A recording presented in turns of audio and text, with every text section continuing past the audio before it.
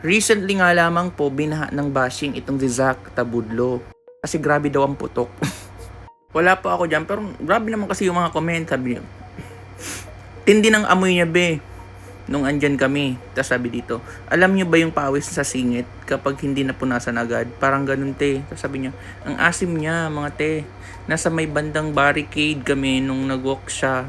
Tapos kahit hindi lumapit, ang lakas pa rin ng amoy. Tapos yung search, Zac Tabudlo.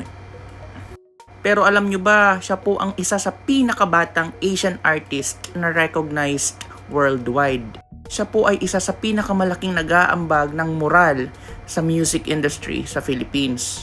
Siya po ay kilala nationally at internationally.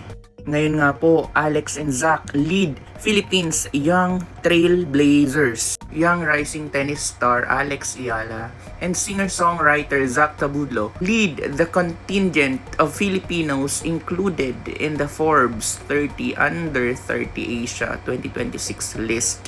O diba, yung sinasabihan yung may putok, grabe yung amoy, makakabuhay ng patay.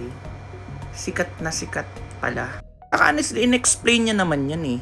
Possible yung mga nangbabas sa kanya, may putok din, baka mas malala pa. Kaso nga lang, ang tanong, sikat ka ba? Nagbibigay ka ba ng ambag sa music industry? Artist ka ba? Hindi, pero siya, oo. Kahit ano pang putok niya, at least nagpapaputok siya ng pangalan para maitulong sa Pilipinas at buong kasaysayan.